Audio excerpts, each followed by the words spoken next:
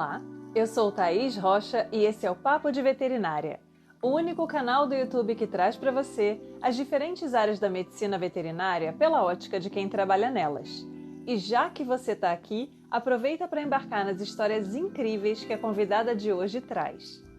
Existem muitas lendas para quem deseja trabalhar na clínica de equinos, que o mercado é muito competitivo, que mulheres terão mais dificuldades para conseguirem uma oportunidade, que é mais fácil para quem já tem vivência com a espécie, enfim.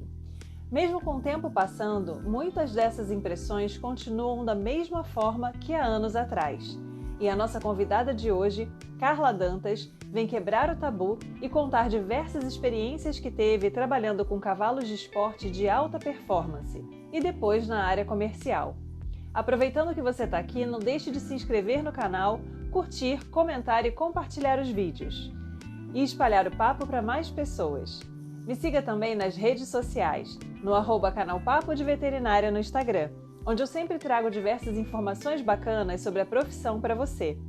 Nosso podcast Papo de Veterinária com Thaís Rocha está disponível em diversas plataformas e toda segunda-feira temos episódios novos. Vamos juntos?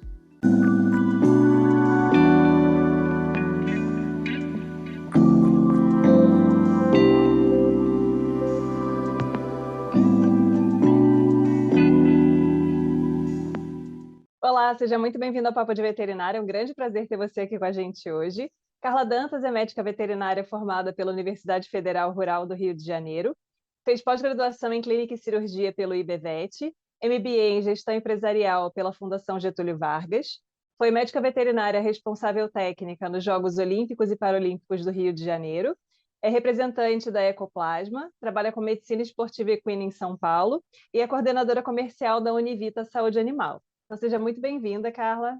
Carla, como é que foi para você escolher a medicina veterinária? Era aquele sonho de infância ou foi algo que surgiu em algum momento específico da sua vida? Na verdade, sempre foi a profissão que eu sempre quis, sem nem saber o nome dela, sabe? Você queria ser médico de bichinho? É aquele clássico. Eu estou inserida nesse sonho de infância.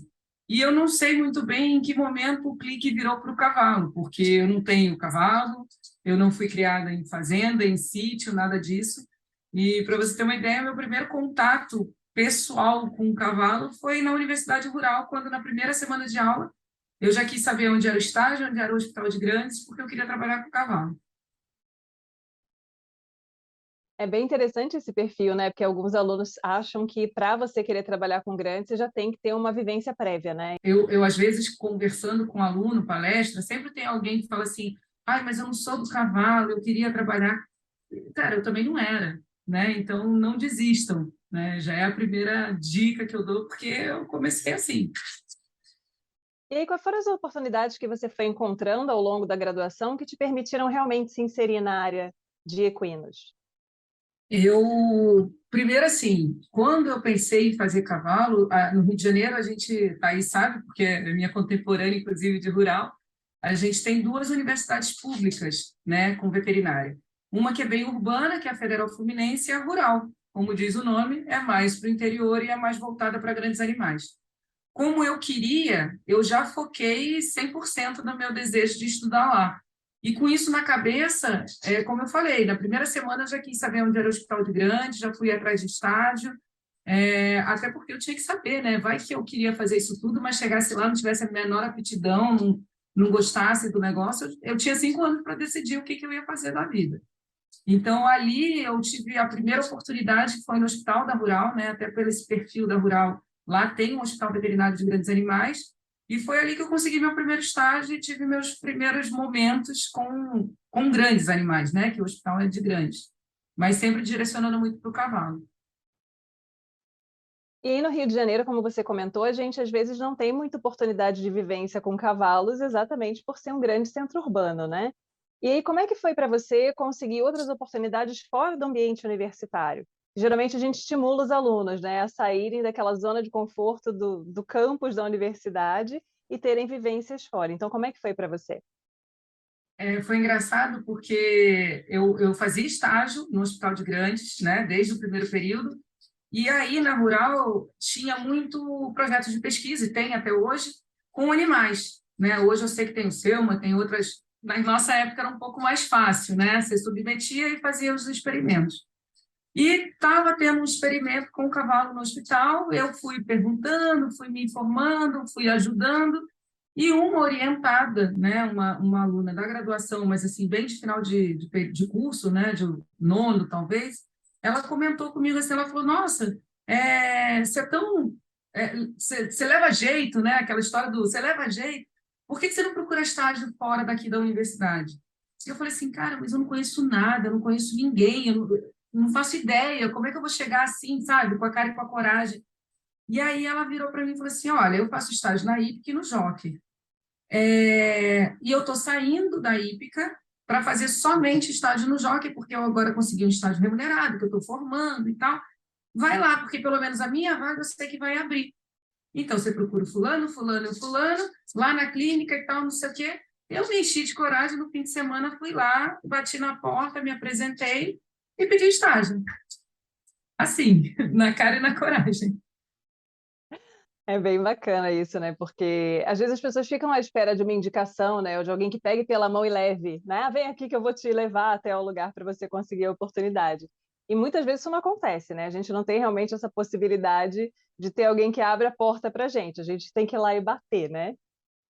E aí, Talvez ela nem saiba que ela fez tanto por mim, com essa dica, né? Não foi nada demais, uma coisa que eu acho que a gente pode fazer sempre pelo próximo, sabe? De, pô, eu vou sair, você não quer tentar, né? E mesmo que ela não saísse, poxa, vai lá, né? É um mundo fora da universidade que a gente pode ir, né?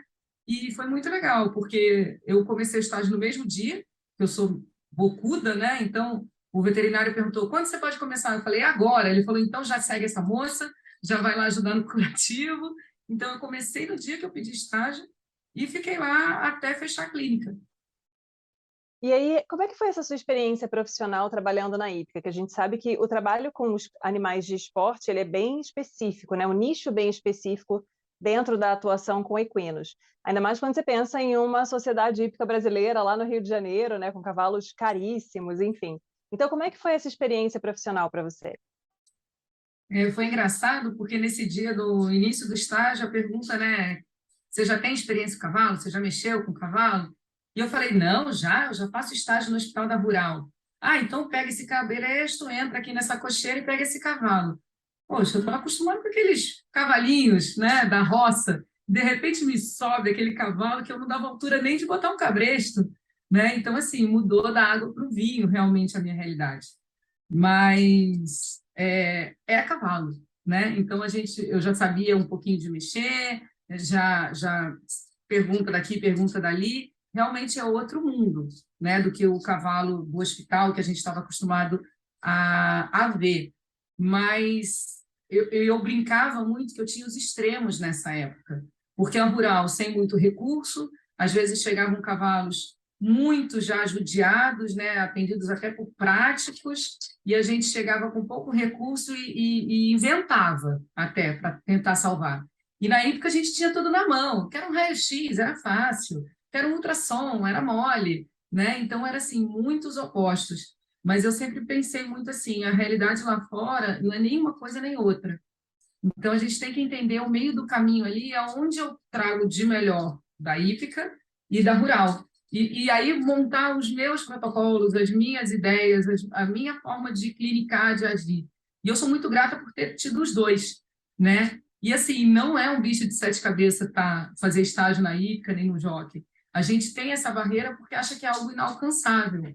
Mas são clínicas veterinárias com veterinários, muitos até que se formaram na mesma universidade que a gente, e que aceitam estagiários. É uma questão realmente de partir do princípio de que a gente precisa, mas eles também precisam da gente, porque a gente está sempre precisando também de uma ajuda, e quebrar um pouco desse receio e encarar, porque eu acho que até o fim da vida a gente vai estar encarando um monte de coisa por aí, então é só começar. Sim. E aí, Carla, em que momento você identificou a necessidade ou você teve o desejo de fazer uma pós-graduação? Logo, quando a gente faz a faculdade, né, a gente se forma médico veterinário, a gente tem toda a grade nossa é voltada para todos os animais. Claro que a gente vai puxando sardinha aqui, outra ali, se dedica mais, se aprofunda mais, procura estágios naquilo que a gente quer trabalhar, mas a nossa formação não é para todos os animais. A gente tem clínica de todos, a gente tem propedêutica de todos, enfim. Só que a gente vai procurando. Só que falta alguma coisa, né? Quando você quer especificamente alguma coisa, você quer medicina felina, você não vai ter um foco só para aquilo. Então, já no fim da graduação, onde a gente ficava mais ativo no hospital e tinha uma certa autonomia, até porque a Rural nos permitiu isso, né? Thaís passou por isso também, faltava um pouco mais, né? Faltava um pouco mais de um olhar de alguém que vivenciasse aquela clínica de cavalo mesmo, porque a gente teve ótimos professores de clínicas que trabalham com cavalo, mas trabalhavam também com bovino, e tinha uma realidade acadêmica que muitas vezes não é o mundo lá fora, né? Então, eu senti essa necessidade já no final do curso, querendo uma coisa que fosse mais voltada para o cavalo. E aí eu fui procurar uma pós-graduação com clínica e cirurgia de cavalo, né? E essa ideia já surgiu logo na própria graduação, porque você fica querendo um pouco mais sobre aquilo que você gosta, né? E a faculdade não está nem errada, não vou dizer que, mas é que é tão generalista, né? São tantos assuntos, não dá para focar, então a gente precisa, né, se dedicar um pouquinho mais. Então foi meio automático, sabe? Sim. E aí, Carla, você acabou, no final das contas, se direcionando para a área comercial, certo? E aí, você acabou fazendo MBA em gestão empresarial. Então, assim, o que você identifica, né, de características suas ou de aptidões que você precisou desenvolver para conseguir se inserir nessa área? Porque a gente sabe que existe um perfil mais ou menos comum a profissionais que se inserem em cada uma das áreas da profissão, né? Então, às vezes, a pessoa que é mais descolada, que conversa mais, que, né, desenvolve ali aquele diálogo de forma mais tranquila, tem mais facilidade para ir para a área comercial, para um atendimento diretamente com o público. Aquela pessoa que é mais retraída, às vezes, já fica lá no laboratório, lá na patologia. Então, o que você identifica de características, talvez que sejam até suas, né, inatas, que favoreceram essa sua inserção? Eu caí de paraquedas, né, na área comercial por coisas da vida. A clínica que eu trabalhava fechou, eu estava com 8 meses e meio de gravidez, não quis assumir a clínica, então foi um momento assim de muita mudança na minha vida. E surgiu a proposta de trabalhar na área comercial. E aí eu falei, gente, mas como assim? Eu não sei fazer isso, né? Eu sei mexer com cavalo, eu sei clinicar. E aí só que, na verdade, Thaís, uma coisa que me falaram, e é a mais pura verdade, cada vez que nós, veterinários clínicos, vamos prestar um serviço, a gente está se vendendo, né? Está vendendo o seu serviço, você está vendendo o seu conhecimento, o seu prognóstico, o seu diagnóstico, o seu acompanhamento. Então, cada dia que eu vou atender um cavalo, e aí eu trabalhava numa clínica, eu não era o figurão da clínica, e eu chegava para atender esse cavalo na cocheira e o cara olhava para mim e falava, mas cadê ele? E eu tinha que me impor ali e falar, olha, ele não está, quem está sou eu vou examinar seu cavalo. Isso é uma certa forma da gente estar se vendendo, né? Numa palavra, vendendo no sentido, né? Vendendo serviço. E, de verdade, isso a gente consegue encaixar em qualquer coisa na vida, seja um produto, seja um serviço, a gente precisa fazer isso. Então, querendo ou não, a gente faz. Essa história de, eu fui fazer veterinária que eu não gosto de gente, o cachorro não chega na clínica sozinho, o cavalo não chega na clínica sozinho, então a gente vai ter que lidar com o público. É a mesma coisa, eu não gosto de vendas, eu não sei vender nada. Mas você trabalha com serviço, então a gente precisa. Então, foi um primeiro start que me deu, que falou, puta, é verdade esse negócio, e pode ser que eu nunca tenha percebido. E uma coisa que eu sempre acreditei muito, e toda empresa que eu passei, foi assim que eu trabalhei, é entender aonde aquilo agrega em benefício da saúde do animal, aonde aquilo agrega para o criador, onde aquilo faz sentido de realmente estar inserido naquela criação. Ler rótulo, ainda mais hoje, na minha época era um pouco diferente, né? Eu sou até mais antiga que você, mas você ainda deve ter pego isso. Na época do vendedor, era aquele cara que não queria fazer nada. O cara não queria patologia, o cara não queria alimento, o cara não queria grandes, o cara não queria pet, mas era um cara que sabia conversar, era um cara que decorava fácil o rótulo, aí o cara ia lá e desenrolava. Hoje, o perfil da área comercial não é mais essa. O cara tem que ser um vendedor, sim, porque ele tem um produto para apresentar e ele tem que mostrar a importância daquele produto. Mas ler rótulo, qualquer um hoje vai no Google e lê. E mais, vai item por item, descobre para cada um para que serve. Então, a gente não precisa chegar lá recitando o rótulo, nem dizendo que A serve para músculo, B serve para acalmar. Não, o cara quer saber aonde aquilo vai trazer benefício para ele, de saúde, de competitividade, de recuperação, de crescimento, de fertilidade. E isso, uma bagagem do veterinário mesmo é importante. Então, lá atrás, há 12 anos atrás, quando eu me vi na venda, né, no comercial, e não sabia venda, se você me perguntar no seco hoje se eu sei vender, eu vou continuar dizendo que não. Mas eu consigo ver o valor dos produtos que eu trabalho hoje serem importantes em cada criação. E não vai ser para todo mundo, né? Tem criador que vai ter uma possibilidade financeira ou até de entendimento, vai ter outro que não vai ter, e assim a gente vai seguindo.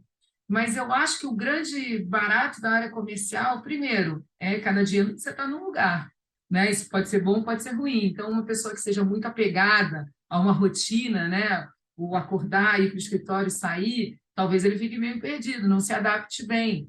Eu já sou ao contrário. Pandemia, eu quase tive uma síncope de ficar todo dia em casa. Eu gosto do movimento, eu gosto das pessoas, eu gosto dos lugares, né? Cada dia num lugar diferente, uma conversa diferente, um aprendizado diferente, né? Porque quando a gente conversa com pessoas, a gente quer passar o que a gente quer passar, mas a gente aprende muito também. Então, ser aberto a isso, eu acho que é outro ponto importante, a gostar dessa interação, né? O cara que é mais tímido, retraído, ele não quer muita interação com pessoas, né? E às vezes me vendo falar, fala assim, mas isso é fácil, você conversa com todo mundo. Não, gente, eu sou tímida. Acredite, eu sou tímida. Se eu chegar num lugar onde eu não conheço ninguém, eu vou ficar no meu cantinho. Mas se eu chego num lugar, primeiro, tem cavalo, eu já vou no cavalo. Daí vão surgindo as conversas afins, né? Os interesses comuns, e a gente faz uma conversa.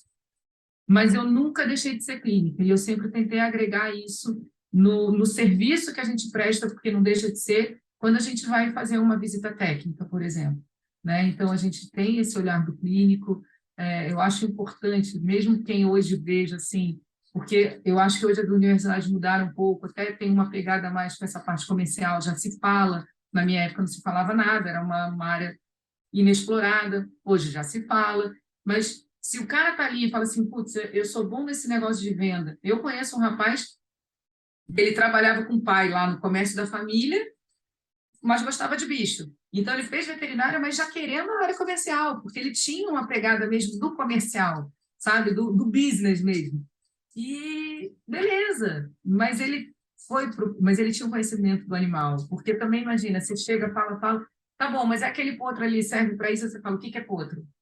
Que, né? Aí você já perde ali a situação. Então é importante a gente ter também a vivência. Então, cara, a faculdade é para isso, fazer estágio, testar, conhecer, nem que seja para ter certeza, olha, isso realmente eu não quero, não tem jeito, né? Então, é hora de experimentar. E se você tem um quê para a área comercial, não esquece a clínica, não, porque uma hora, esse trato, essa proximidade também vai te ajudar a, pelo menos, quebrar uma primeira barreira, a ter um assunto comum com aquele cliente que você está visitando, né? Então, eu acho que isso tudo agregou muito. Então, meu medo lá atrás, que eu falei, nossa, eu não vendo água no deserto, e continuo não achando que eu venda, mas eu sei te explicar por que a água seria importante num deserto, né? Isso aí, ok, né? Isso para mim está ok, mas o vender a água, se for só esse compromisso, não interessa, eu já fico um pouco mais incomodado.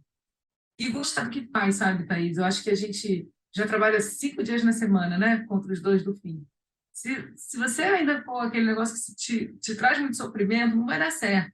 Então, tem que procurar, poxa, é a área comercial, é a clínica, é a medicina esportiva, porque aí a gente tem as subdivisões. Eu gosto de clínica, mas eu gosto de clínica de cavalo, mas eu gosto de clínica de cavalo de esporte, eu gosto de clínica de cavalo de esporte, de cavalo de salto. Então, cada vez mais a veterinária também está se especificando, tem um mundo pela frente. E são 5 anos que a gente tem na graduação, que às vezes a gente só acorda para ele no quarto ano, talvez. E aí, o que eu vou fazer? Né? E são 5 anos que a gente pode testar, errar, experimentar, já cortar da listinha, isso aqui não vai dar certo. e ir experimentando. E a área comercial é, sim, uma área bacana, que te traz muita coisa diferente, muito dia diferente um do outro, outros desafios, né? Você pode escolher, você pode conseguir trabalhar com uma marca super consagrada, né? Uma Coca-Cola da vida, ou de repente você tem que trabalhar ali com a Pepsi, que não é tão famosona, mas está ali no meio. Ou se chega para você um Tabajara, uma Tubaína, e aí? Você vai ter que entender aquele ali, ó, qual é o público que ele vai atingir, qual é o benefício dele. Isso tudo também te desafia, sabe? Então, eu acho que é mais ou menos por aí esse apanhado, né? Mas eu sempre fiz também direcionado ao cavalo. Se você me mandar falar vermífugo de cachorro, tô perdida também, né? Porque aí é dentro daquilo que a gente precisa. E aí, na área comercial, lógico, a primeira porta vai ser como um promotor, né? Que você vai começar a falar daquele produto para uma empresa, ou para uma distribuidora, ou para uma loja. O promotor pode ser vendedor também, então tem um salário relacionado com venda, mas pode ser só uma promoção técnica. E aí, eu, particularmente, fui subindo dentro das empresas, né? E cheguei a um cargo realmente de coordenação nacional dentro de uma empresa. E aí, quando você vai subindo, né? Vai subindo, é legal, é bacana, mas a responsabilidade vem subindo também, a cobrança vem subindo também. E aí é uma hora que você fala assim, cara, eu não sou administrador, eu não sou economista, eu nunca vi isso na vida, né? E caramba, será que. Então eu estou errado. Foi aí que eu fui para a gestão comercial, foi aí que eu fui procurar um MBA que me desse um embasamento, sim, da parte comercial, da parte de negociação, da parte que a gente realmente não tem na veterinária, né? E talvez isso seja até um gap muito importante de ser sanado, porque o cara tem que gerir a própria carreira, né? O cara que é autônomo, ele também tem que saber o quanto ele ganha, o quanto ele gasta, o quanto ele tem que cobrar para poder cobrir custo. E na veterinária, muitas vezes, a gente não faz isso, né? E então seria importante para todo mundo. Mas para mim pesou muito quando dentro da empresa a gente começou eu comecei a ter essas dificuldades porque era uma coisa que na minha formação nem de longe tinha passado. Foi aí que eu busquei o MBA em gestão e que é realmente lá o auge, mas, por exemplo, tem cursos no Senai, no Senac, que já dá para fazer de agora, até para você entender como gerir sua carreira, né? Que é uma coisa importante. E falei para caramba. Mas está excelente, porque eu acho que você trouxe várias questões bacanas, né? A gente para pensar que, assim, ainda existe, embora o perfil da veterinária tenha mudado bastante nos últimos anos, a gente que se formou há um tempinho atrás já tem essa percepção, ainda tem um caminho bem longo, né, a percorrer. E a gente sabe que dentro de todas as áreas, a comercial é uma daquelas que é olhada meio de lado, né? Ainda tem um pouco desse conceito de, o cara que não é bom em nada, o cara que não sabe fazer nada, é o cara que vai se direcionar para essa área. E existe uma gama tão grande de possibilidades de atuação, a necessidade de conhecimento para você se inserir e crescer na empresa é tão grande, e você tem que abrir um leque tão amplo, né, de saber lidar com pessoas, de saber lidar com parte de administração, que a gente tem um contato muito pobre durante a graduação. Então, assim, eu acho que tem essa questão do olhar dos outros, que às vezes eu converso com alguns convidados, e aí, como é que foi para você? Né? Às vezes se inserir em uma área em que as pessoas te olham e por não entenderem o que é a sua atividade, te acham menos veterinário, porque você trabalha com aquilo ali, né?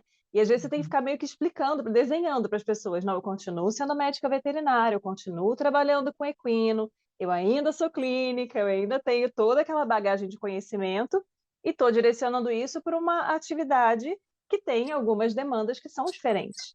Mas não significa que você perdeu ou que você tem que segmentar de maneira tão específica que você deixa de ser uma coisa para se tornar outra. Né? Muito pelo contrário, acho que tudo vai agregando ali para você conseguir um desenvolvimento bacana e até um crescimento dentro da empresa. Né? Então é bem interessante. E aí, Carla? E mudou o perfil mesmo, viu, Thaís? O próprio, no cavalo, né, que é onde eu vivencio, se você também não está inserido, se você não conversa, por isso que eu falo, sabe, que é importante a gente já pensar de agora. Porque se você não conversa, isso aí a gente tem que se adaptar. Às vezes você conversa com o gerente, às vezes você conversa com o tratador, às vezes você conversa com o proprietário, às vezes você conversa com o cavaleiro, e a gente também tem que se adaptar a isso, né? Como eu vou abordar isso não é a faculdade também que vai dar, foi o MBA que me ajudou bastante, mas saber transitar por isso tudo é importante e às vezes, ter que se impor. Porque muitas vezes, quando você pega pessoal mais antigo, principalmente, aí o cara te olha e fala assim, você só quer empurrar produto. Você já trabalhou com cavalo? Aí, hoje em dia, eu falo assim, eu trabalhei 15 anos dentro da hípica, com cavalo de salto. Aí o cara já olha e fala assim, sério? Sério. Ah, legal, Aí já dá uma mudada, entendeu? Infelizmente, isso é uma realidade. Ainda existe esse preconceito, né, de que o cara está na área comercial porque ele não sabe fazer mais nada da vida. E a gente tem que ser específico e tem que ser profissional também dentro dessa área. Sim. E aí, Carla, existe ainda essa questão de características que às vezes não necessariamente da forma como eu falei, que eu acho que você colocou muito bem, essa questão de quando você vai oferecer um serviço, você está, de uma certa maneira, vendendo também, mas existe essa questão na área comercial, muitas vezes, exatamente dessa mobilidade, desse desapego, dessa possibilidade de estar cada dia num lugar diferente, fazendo uma atividade, né, com uma demanda diferente. E sendo mulher, né, você encontrou alguma dificuldade com relação a isso? Isso em algum momento pesou para você? Porque existem questões que são muito específicas, né, do seu perfil, do seu tipo de relação, do seu tipo de apego com a família, enfim. Eu já, vira e mexe, eu ouço relato de alunos assim, eu vou me formar aqui, e onde você acha que eu posso fazer estágio? Eu falo, vai para São Paulo. Mas eu não quero sair de perto da minha família. Então, assim, para algumas pessoas isso é uma questão importante, eu acho que isso não Uhum. está em discussão, né? Se é bom, se é ruim, se é importante, se não é, cada um com seu cada um. Mas, assim, a gente sabe que, sendo mulher, às vezes isso tem um peso um pouco diferente. Então, como é que foi para você? Na verdade, assim, a clínica de cavalo, né, o cavalo em si já impunha isso, né? Porque como eu fui trabalhar com medicina esportiva, com cavalo de alta performance, com cavalo de salto, esses cavalos viajam em competição muitas vezes e a gente acompanha esses cavalos. Então já era uma rotina para mim na clínica de viagem mesmo. Só que aí, claro, né, primeira barreira é você ser mulher num ambiente que é quase 80% é homem. Hoje, o hipismo, até, por exemplo, tratadora mulher, você encontra pouquíssimas. Na Europa, isso é super realidade, se não for mais mulheres do que homens, né? Porque existe uma questão da mulher tratar com mais apego, mais carinho o cavalo, né? Essas discussões todas aqui, culturalmente, não, ainda é um ambiente predominantemente machista. Então, lá na clínica, você já tem uma primeira barreira, né? Que o cara já olha para você, lá vem, sabe? Tipo, o cara já tem um preconceito de você ser mulher. Mas a questão das viagens, né, já me tirava um pouco de casa. E você sendo solteiro, é fácil, né? Você tem pouca coisa que te prenda. Mas e foi para mim, foi um marco, na verdade. Quando eu tive meu primeiro filho, foram coisas que aconteceram ao mesmo tempo, aquelas coisas que acontecem, né? Não foi planejado. Como eu falei, eu estava com 8 meses de gravidez, 8 meses e meio, a clínica fechou porque o veterinário para quem eu trabalhava, ele se mudou para a Europa e abriu a clínica dele lá, e eu fiquei. Eu não quis assumir a clínica, porque eu não sabia como ia ser quando o meu filho nascesse, eu não quis essa responsabilidade, porque eu não queria deixar também nenhum cliente na mão, e acabou que, quando ele estava com 3 para 4 meses, me convidaram para trabalhar com venda de produto veterinário. E eu falei, cara, eu não sei fazer isso. Não, mas você conhece muita gente, você conhece os produtos, você já usou. Então, se você me ajudar nesse giro, pelo menos é alguma coisa. Eu já estava doida para sair de casa mesmo, né? Então, encarei isso como um novo desafio. E aí, na área comercial, Thaís, eu vou te dizer assim, já é uma área que tem muito mais mulher, né? Em vários níveis, tanto como promotora, como coordenação, como diretoria, né? A gente tem mulheres em altos cargos de direção em várias farmacêuticas veterinárias. Mas ainda existe, sim, muito uma restrição da mulher, de uma maneira geral. Primeiro que você chega sozinha no meio do não sei aonde, para falar de produto, tem gente que leva para outro lado, né? Que aí você tem que ter muito jogo de cintura. E aí, como a viagem já era meio rotina, né? Eu brincava em casa e falava assim, tá bom, eu estou viajando bastante pela empresa, mas a outra coisa que eu sei fazer é clinicar. Quer que eu volte a clinicar? Porque aí a clínica é sábado, domingo, feriado, né? Emergência de madrugada. A área comercial é programado. Eu fecho o meu mês, eu vou fechar novembro. O que que eu vou fazer em novembro? Eu te digo hoje onde eu vou estar em novembro. Porque eu já fechei minhas viagens, eu já fechei minha planilha, eu já comprei passagem. Então, também não é uma coisa assim que vai surgir. A clínica é muito mais ingrata com isso, né? Porque a gente, às vezes, programa e dá tudo errado. Porque o cavalo passa mal, vai para a mesa, quem ia viajar desiste, quem não ia resolve ir e você precisa acompanhar. Então, é uma questão de adaptação. Claro, é muito indivíduo. A minha vida, quando eu escolhi cavalo, eu já entendi que ia ser assim. E meus filhos, por exemplo, mamãe está trabalhando. Eu perdi já a festa de escola de criança, almoços de Natal, por conta de estar na clínica trabalhando, por emergência, né? A gente sabe quando é que dá emergência em cavalo.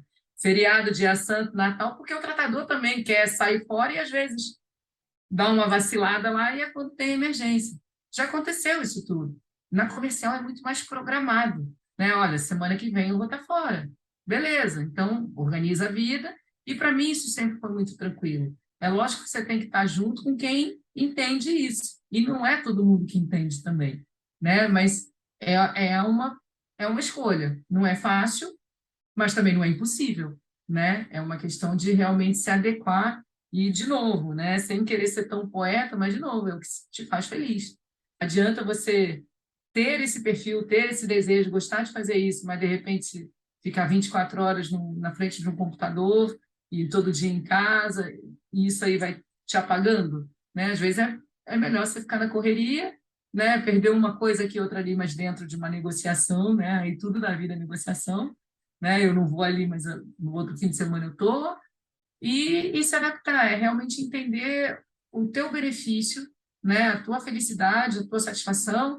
E, gente, nem tudo é dinheiro, né? Eu já saí de empresa porque ganhava bem, mas não estava brilhando mais o olho, né? Tem que ser uma coisa que te desafie, que te faça realmente acordar às 5 horas da manhã, que nem eu acordo, mas acordar e falar, putz, que preguiça. Não, mas vamos lá.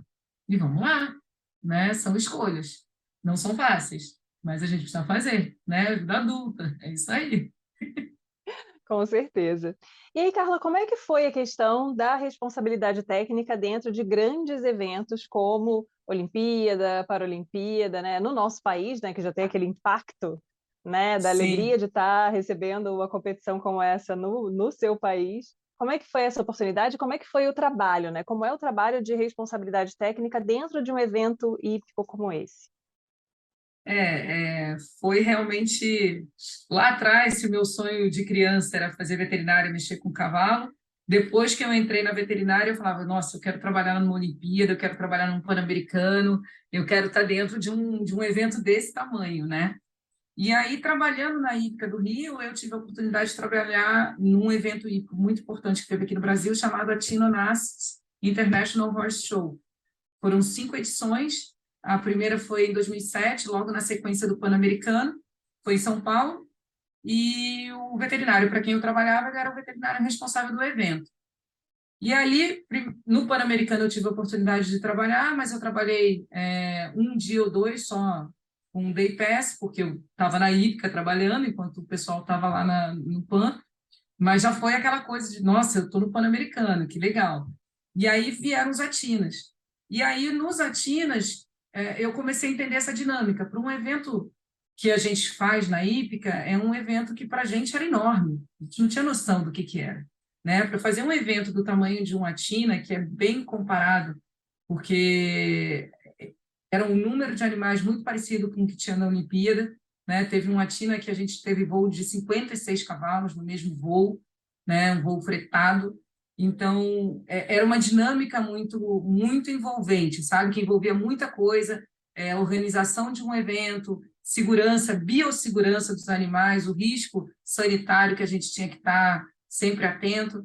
Então, por eu ter trabalhado nesses eventos, quando começou a movimentação para Rio 2016, a veterinária responsável, a gestora de toda a parte veterinária, também é uma veterinária que trabalha com cavalo de esporte aqui em São Paulo. E a Juliana virou para mim e falou: Nossa, saiu minha nomeação, vou ser gerente dos Jogos Olímpicos e Paralímpicos. E eu falei, Ju, nem que seja para bater cama, cara. Eu quero estar lá. Ela falou assim, nossa, que legal. Beleza, voluntariado, o caminho é esse, tarará, tarará. Beleza, eu me inscrevi como voluntária e tal. E para vocês terem uma ideia, o Rio 2016 foi, lógico, em 2016, mas 2015 tinha um evento teste. E no evento teste, tudo já tem que funcionar muito próximo do que vai ser no evento. E aí, no evento teste, a gente ainda vivenciava uma questão sanitária do Brasil, que era a questão do morro. Porque até então o morro era lá no Nordeste, e aquela coisa e tal. Só que naquele ano, em 2015, no início do ano, teve positivo para morro no Rio de Janeiro, em São Paulo, e aí ficou uma questão sanitária que vai ter, não vai ter, esporte equestre então vai ser deslocado para outro país.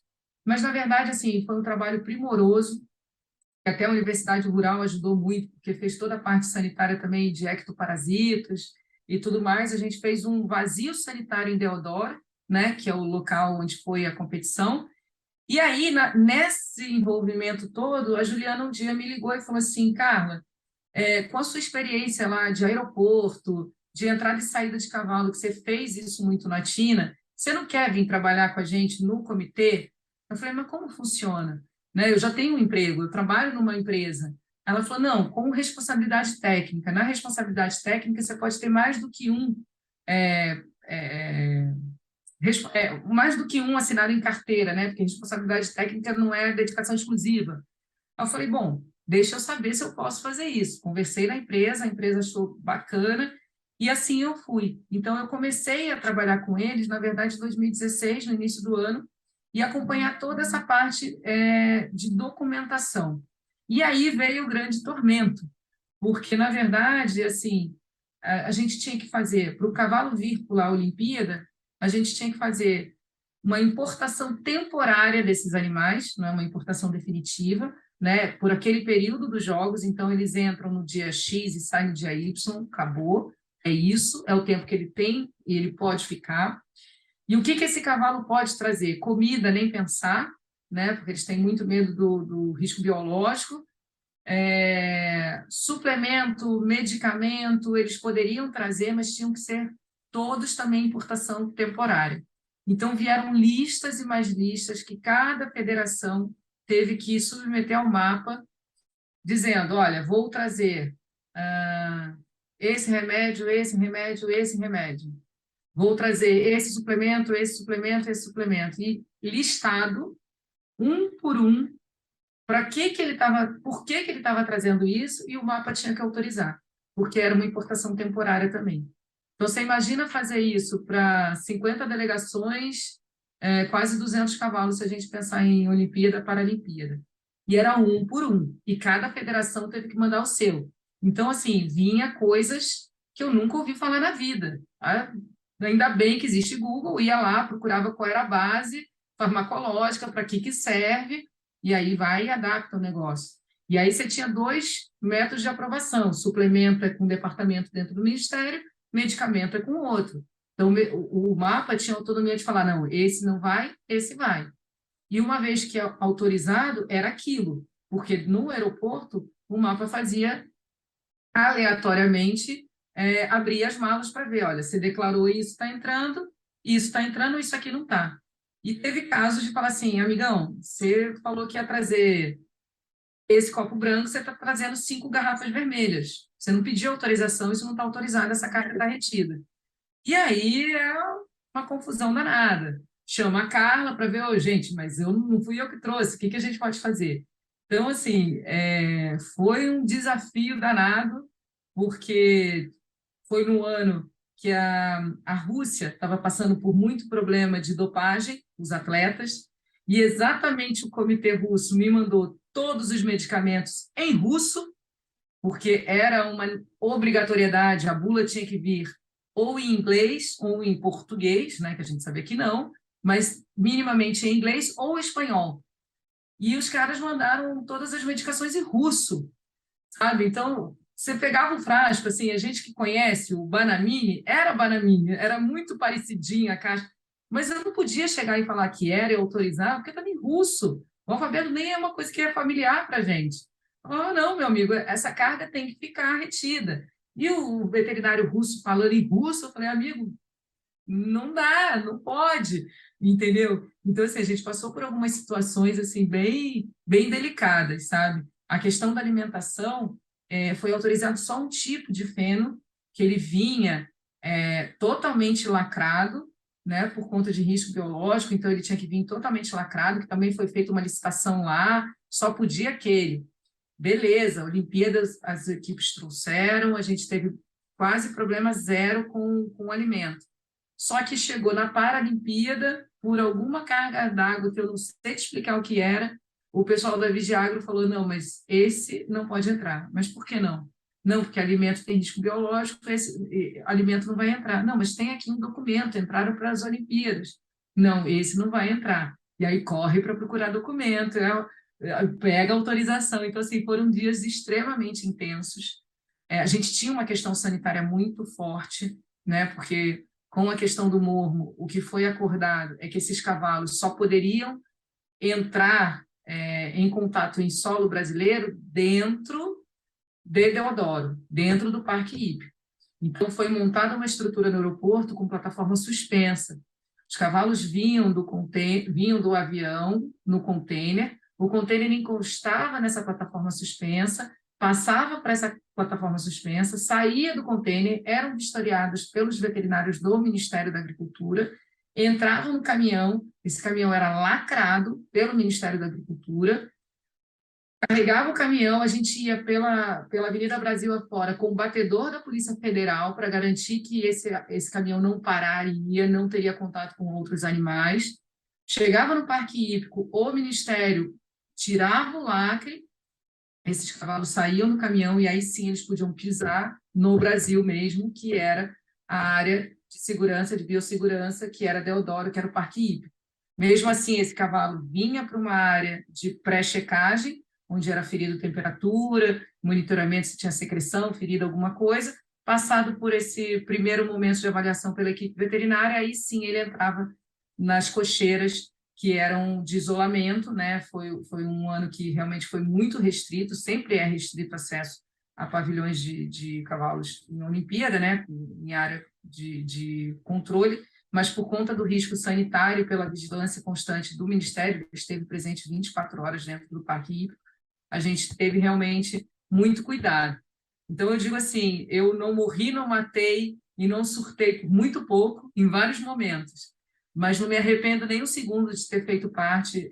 Eu conheci muitos veterinários do país inteiro, experiências fantásticas, um network absurdo, e a Paralimpíada, então, foi uma coisa de muita superação, porque a gente conversava muito com os atletas, né? Eu não sabia como era o esporte paralímpico dentro da Olimpíada, dentro do paradressage, né? E eu comecei a entender a mecânica da competição, como eles são separados nas competições.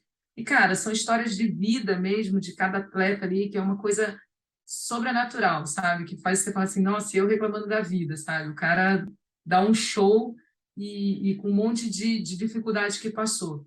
Eu, depois dessa experiência, eu recomendo, minhas palestras todas acabam com uma foto que foi do último dia de Paralimpíada, que a gente tirou foto com os anéis olímpicos, uma parte da equipe veterinária, e eu sempre encerro minhas palestras e sempre deixo isso muito claro, que foi a melhor experiência da minha vida e que eu recomendo fortemente que todos, se possível, façam parte. É voluntário, eu fui voluntária, no final das contas, eu entrei como oficial, como RT, mas a minha expectativa desde o início era estar dentro de um evento desse, porque só o que você vivencia é diferente de qualquer outra coisa, só de estar lá é muito bacana, e é possível, sabe? Não é uma coisa sobrenatural. Ano que vem, o Pan-Americano é no Chile. Dá para você organizar uma ida. Vai lá, passeia um pouco, fica 2, 3, uma semana. Eu sei que todo mundo trabalha, que às vezes, né, os ferradores, por exemplo, eles falavam muito que foi uma dificuldade, foi um gargalo muito grande na Olimpíada, foi ferrador, porque eles tinham que parar de ferrar, deixar de trabalhar e ganhar o seu dinheiro do dia a dia para ficar num voluntário dentro de um parque hípico, né? Então é difícil, foi muito difícil. Mas, por outro lado, tem ferrador lá que eu conheci, que até hoje me salva de um monte de coisa, né? Porque são ferradores do Brasil inteiro, e na própria profissão deles, sabe? Deu um estalo para eles de começar a se profissionalizar mais, né? Então, são coisas que mudam na vida da gente que a gente não tem noção. Então, assim, ir para o Chile ano que vem, dá para começar a programar agora. Estou falando nem Olimpíada Paris 2024, estou falando 23 Chile.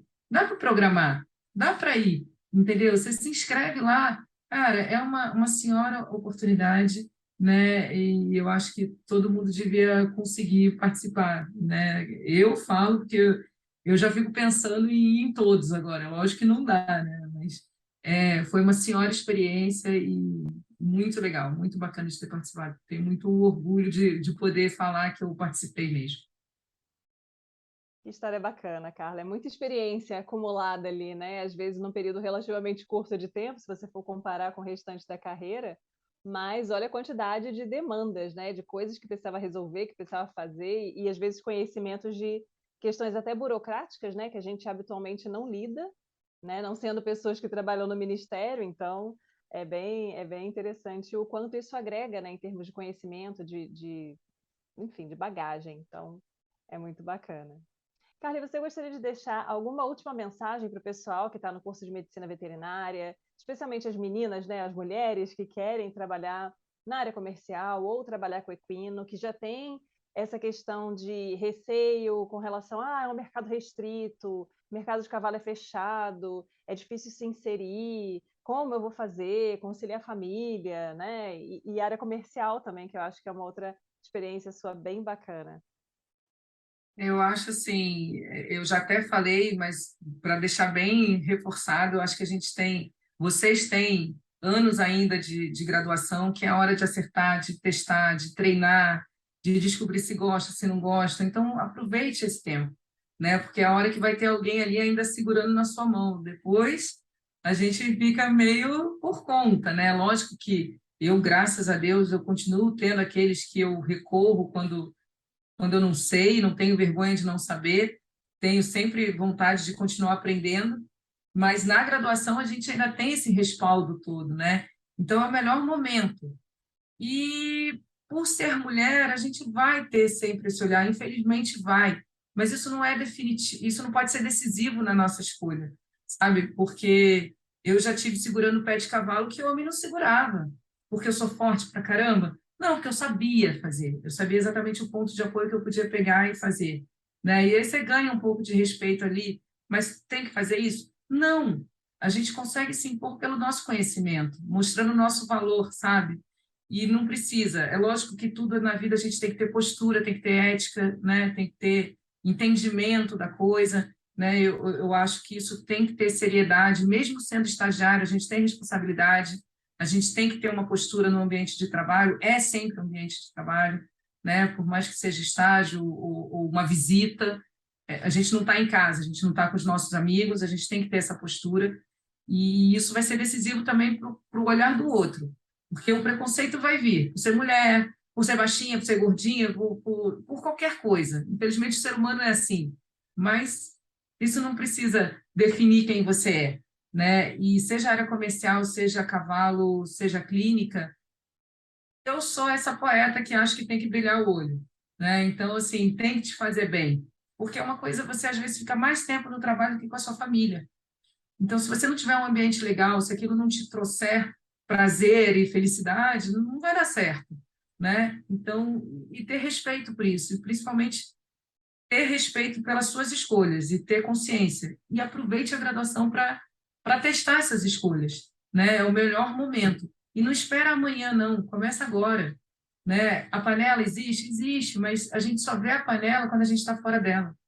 Porque para pensar no mundo normal. Você compra alguma coisa se alguém não chega para você e fala é legal, é bom, já fui lá, vai lá, é gostoso, né? A gente precisa desse incentivo.